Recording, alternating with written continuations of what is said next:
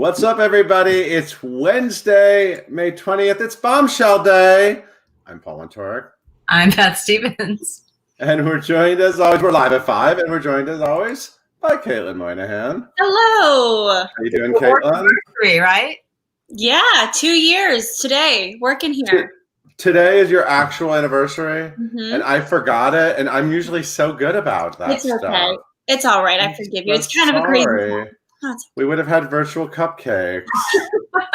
We can have Hey, Beth. Yes. Who's on today? Someone awesome is here. Someone awesome is here. Katharine McPhee is here. Oh, so good. And I mean, this is the night. This is the night. I saw this amazing Bombshell concert live, and now everyone gets to see it. This is the one good thing about quarantine. All this amazing stuff is being released into the world, and we're going to find out all about that. But first, let's do today's news.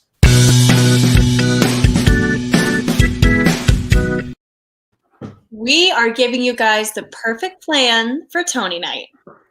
That's right. This is a little meta because the top news story is about Broadway.com right here. Hey, I like that. I'm into that. That's right. So, look, we all know that Tony night was supposed to be June 7th, and we're all sad that that has been delayed. But Broadway.com still wants to salute the Tony Awards because it's really why a lot of us started to love theater, isn't it, Paul? So absolutely. I could tell you specifically, Bernadette Peters, Song and Dance. I didn't know what she was singing about, but I fell in love with theater on the Tony Awards. I will say 2 words to you, Jennifer Holiday, for me. So anyway, this is called Show of Shows. Broadway.com salutes the Tonys. It's 7:00 p.m. Eastern time on what would have been Tony night on June 7th. And Paul's directing it as he does. I guess he's very in demand as a quarantine director. Quote of the day. Quote of the day. We also Charlie Rosen, who's very talented, serving as music supervisor. That was Paul opening Something to Drink. And he will also be a producer and orchestrator. Now, we have a lot of surprises for you. We're not going to tell you all of the details right now. I'm not telling you any of them. We will just say you will not be disappointed. That's all I'm going to say. No guarantee you have to watch. You will be disappointed. You have to watch. There's no choice. Yes. And these 2 fabulous Tony winners are gearing up for a new virtual gala. Look at these two. We love these two. I almost said virtual Tony winners, which is not a thing yet. Everything else is virtual. Look at Laura Benanti, Celia Keenan-Bolger. There's a gala for a new 42 virtual gala on June 1st, 5:30. Oh, it's not competing with Live at 5. It's right after Live at 5. It'll be on the New 42 website and aims to raise critical funds for the performing arts engagement and education programs of New 42 and its signature programs. And it's honoring Mark Spilker with the Marion High School Award. I don't know who that is, but I'm assuming he's very important. Watch and find out. And Laura and Celia, of course, are hosting, and there will be Raul Esparza will be there, and John Lithgow, and Elizabeth Stanley. It's going to be great. Performances by Adriana Hicks, Saleha Pfeiffer, Erica Henningsen. Anyway, it's going to be good. And it's free, and just watch it. And Jonathan Burstein's directing it, and Mary Michelle Campbell's musical director. So a lot of content to watch at home in your pajamas. Speaking of content, Darren Criss just keeps giving us more and more during this quarantine. And we love him for it. So, Paul, have you heard of Quibi? I'm into it. I don't play this. I had to teach everyone today in our Slack channel. It stands for Quick Bites. Did you know that? It's you watch it on your phone, and it's like little 9-minute episodes. So it's a big deal. And Criss is co-created and stars in a new Quibi show, which means it's short and it's a musical on your phone, and it's called Royalties. Okay, it starts June 1st. He calls it a zany little love note to the plight of songwriters. Isn't that adorable? He's so cute. Okay, so this stars Darren Criss and Heather Donahue as a songwriting duo, and Amy Heckerling from Clueless fame is at the helm. So you know you're in good hands. Co-produced by Nick and Matt Lang of the Star Kids gang. So check that out June 1st on Quibi, which Paul knows about. I'm into it. I like Quibi. Yes. And right after Live at 5 is over, you can head over to MCC to see some big stars do a fun new reading. Yeah, this is perfect, actually. This is perfect timing because it starts at 5:30 today. MCC Theater is doing the one-act play The Sentinels as part of their series Live Labs: One Acts.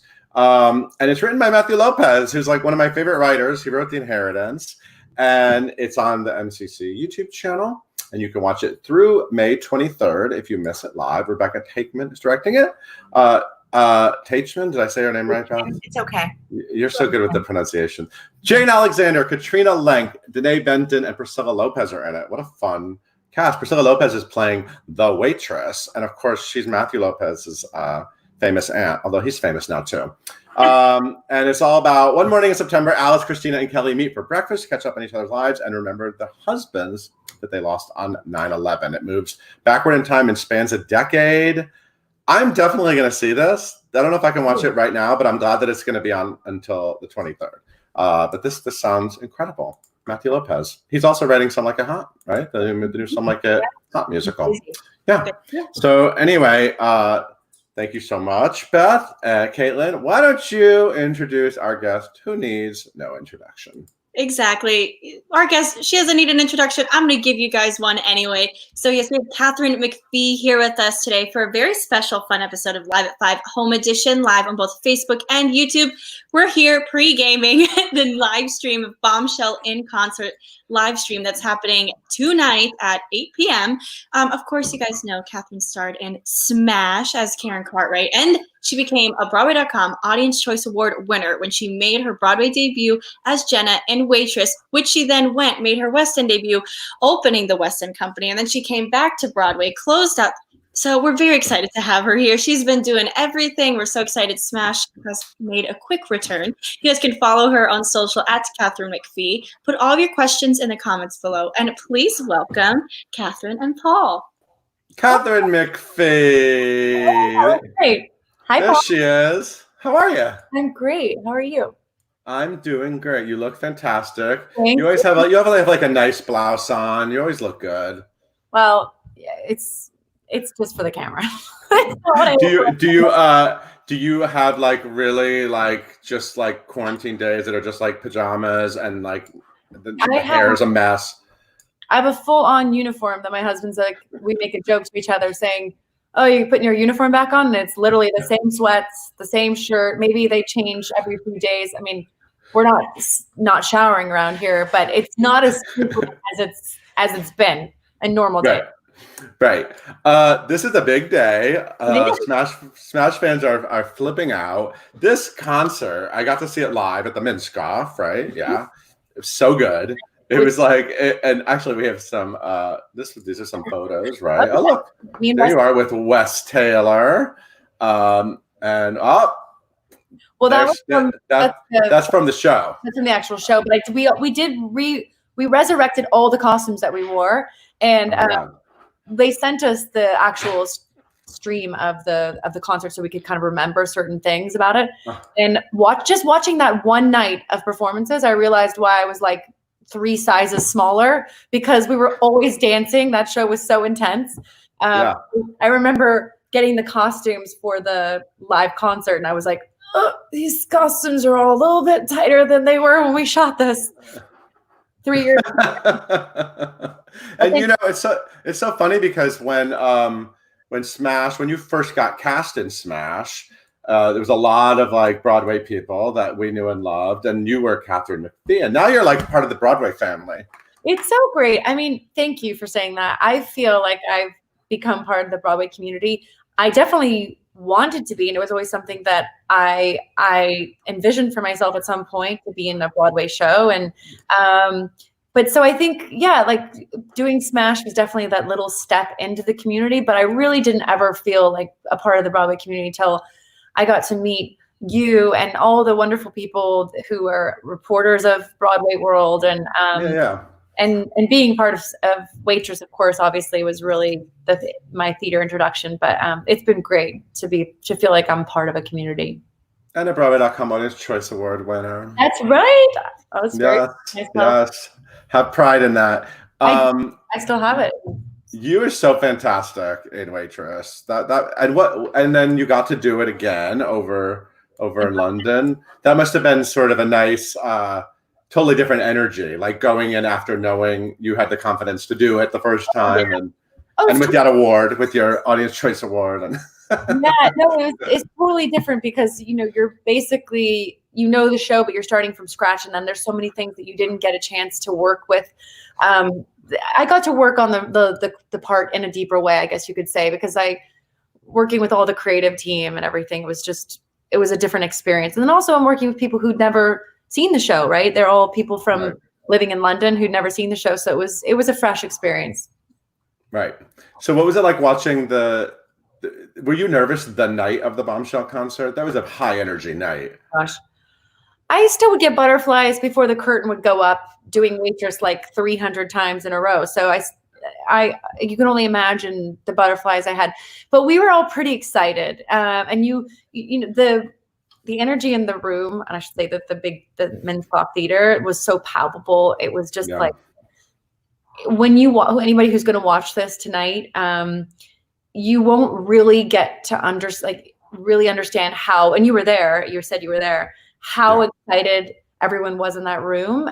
It doesn't really translate as much for the live stream that we're going to do today, or the stream we're doing for today. But I was nervous, but I think the excitement and support that we had in the audience definitely calmed my nerves a little bit. Yeah. And Bombshell legitimately needs to be a musical on Broadway. I mean, I agree. I mean, I don't know about Hit List, but Bombshell needs to be. Well, Hit List was never really they never had a Mark and Scott, right? A Mark Shaman and Scott Whitman. Yeah. Were designated. They just had sort of a mishmash of writers to sort of fit this plot that wasn't, it was a different situation. They had a team for Bombshell, and they could legitimately turn it into a musical. And I hope that they do. The music is world class, and it's worthy of a Broadway show. And I know that they've never kind of given up on that dream. It's just a matter of what is the story. Is it the Smash within the musical? There's so many avenues they could go, or is it really just about Marilyn? Right. Is it just a straight on Marilyn musical, or it's some sort of hybrid? Maybe we'll see. Yeah, and as you know, it's like, unless you have a great story and a great book, you need that. You need that to be the anchor. And then of course the music has to be great, which they already have that. So yeah, got the song. Hey, if you got the songs, you're pretty far along. I know. I'll be there opening night. I'll be there if they do. But you won't be playing Karen or Marilyn on opening night. I'll play Karen, although I'd have to play an older version of Karen. I can't play 26-year-old version of Karen. But yeah, I could play Karen. I just don't know that I would play Marilyn. I give that up to Megan. She just doesn't. To me, she was my favorite Marilyn. So I'm not being hard on myself. I really think she would be an amazing Marilyn on stage. Speaking of Megan Hilty, what was you guys filmed a fun reunion that we're going to get to see tonight? We did. What was it like? You guys kind of all keep in touch, don't you? That group? Yeah, I mean, Megan and I are legitimately still really great friends, and kept in touch and seen each other over the years, and held her new babies and things like that. She's been at really important events in my life and vice versa.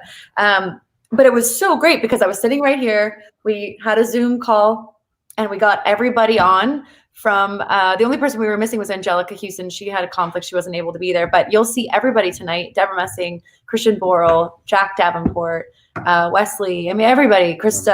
So it was really exciting. And it was also fun to have the producers on there too, because we were all like, so you want to bring Smash back? Yeah, it's interesting how this quarantine world is making everybody want to reunite and connect. And it's kind of great timing to bring a beloved cast together like this. Yeah, we've never done it before. I mean, I've had my Twitter campaigns for sure, but bring back Smash. But that's just been fun. We never really actually thought we'd get a chance to come back into a Zoom room, and relive some great memories. So if you watch tonight on people.com, you'll be able to see some of those memories we had. We're also going to stream it here on Broadway.com. Hot news. So you can watch it here as well. Oh, I actually did that. Sorry. You can stay here and we'll do it. It's everyone's coming together and streaming. This is for the Actors Fund again. We're raising tons of money. When we did this actual performance, for people who don't know what this performance is, we did this performance 4 years ago, and it was at the MCC Theater, and we raised over $800,000 for everyone who paid tickets for the show. Everyone was doing it for free, and it was incredible. If you're part of the Broadway community, you know how important the Actors Fund is. Broadway community is a huge supporter of that organization. Yeah. We're excited. I got merch that night too. I have some Bombshell in concert merch. I have like a T-shirt. Don't I have a T-shirt? I think I have a T-shirt. Maybe. Wow. Yeah, I have some merch. I'd buy that. Merch. I wish I'd not bought some merch. That wasn't very smart of me. I think we have a clip. Caitlin, this is a clip we could show, right? Let's watch a little. Let's get people excited. Okay. So let's sit back and enjoy what you did. Okay. She'll do all she can for the love of one man and for me.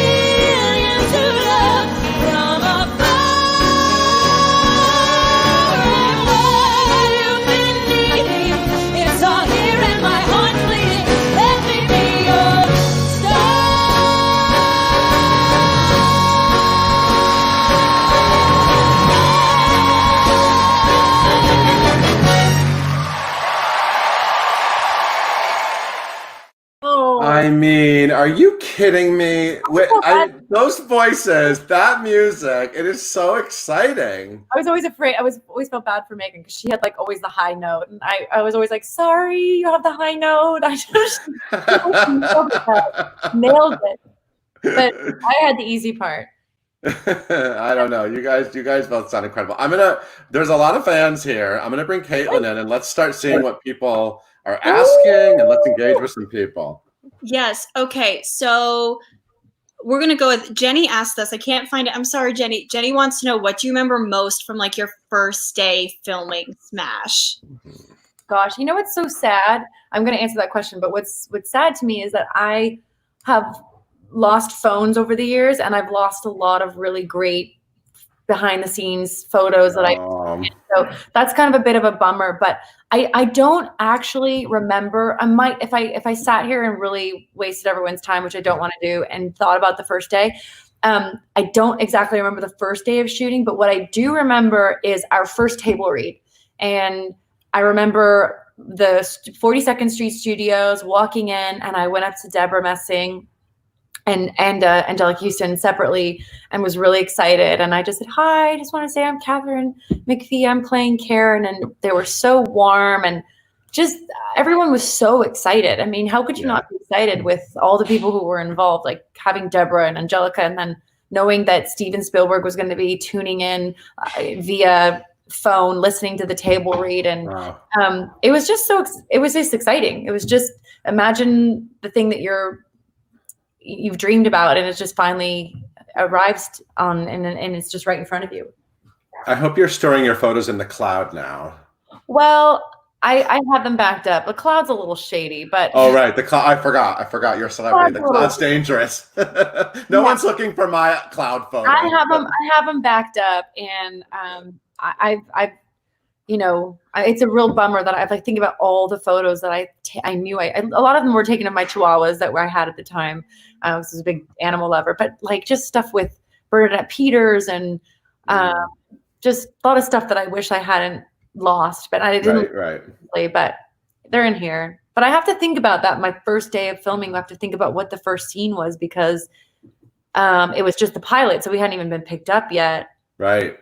And I don't remember what the first scene was. So I have to think about it. I'm trying to think what the first scene was that we were shooting. I do know when I shot the happy birthday scene, when I went up to Derek's apartment, sexy apartment, it was my actual birthday. It was, we shot that on my birthday. We shot until like 4 in the morning, I think. And I hadn't even worked with Jack yet.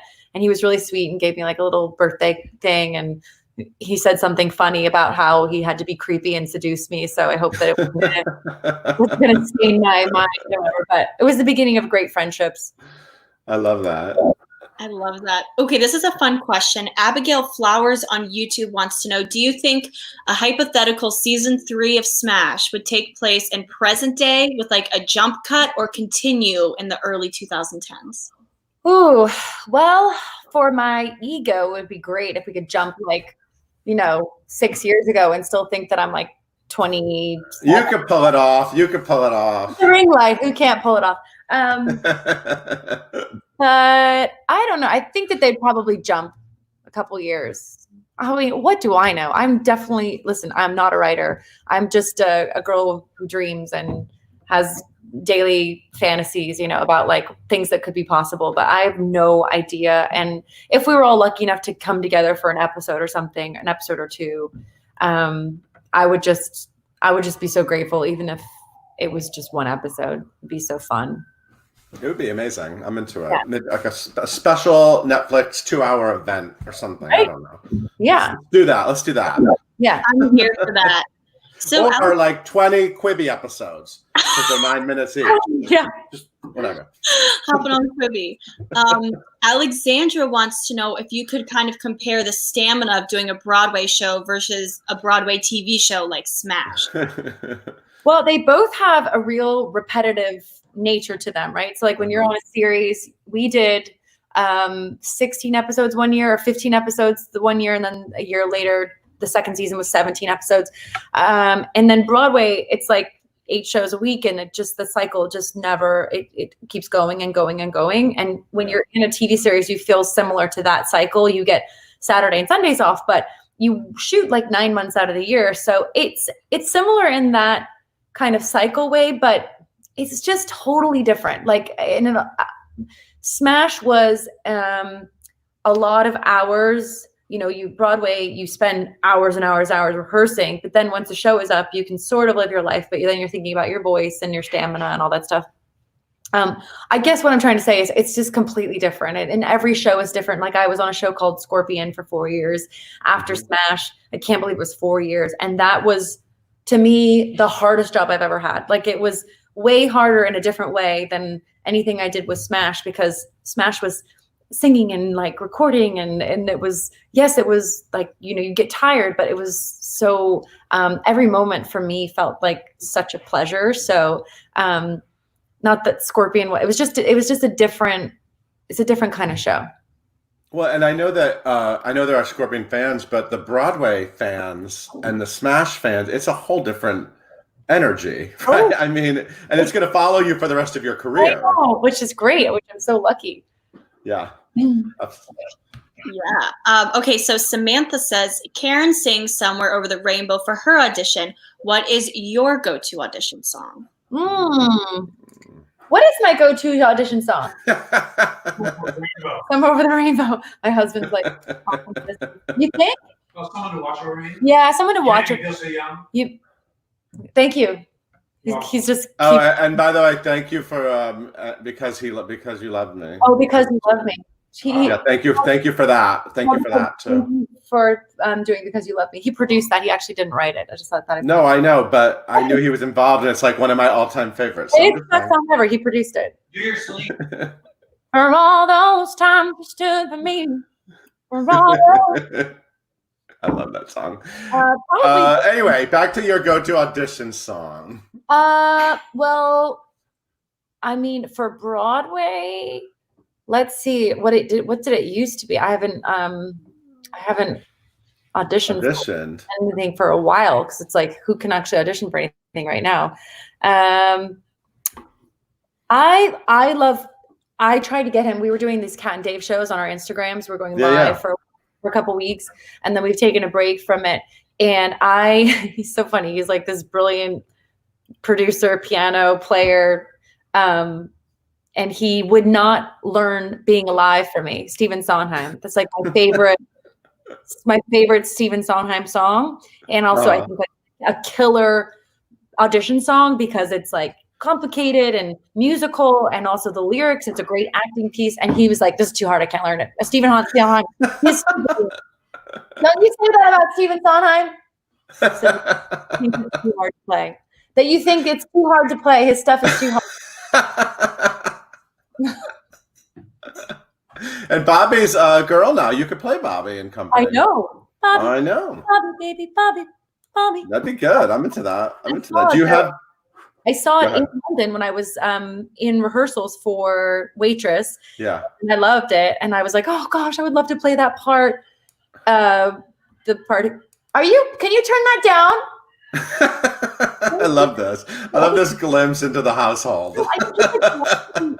He's watching Howard scream in the other room. I'm like, I can hear ourselves. Can you turn it down? Are there? I'm not going to ask about dream roles, but are there dream Broadway people you would love to work with? Actors or creative people? Yeah, is there somebody you just would? I would die to work with. I mean, but we're just like friendly, and she's so amazing. Wait, with who? Say it again. Kristen Chenoweth.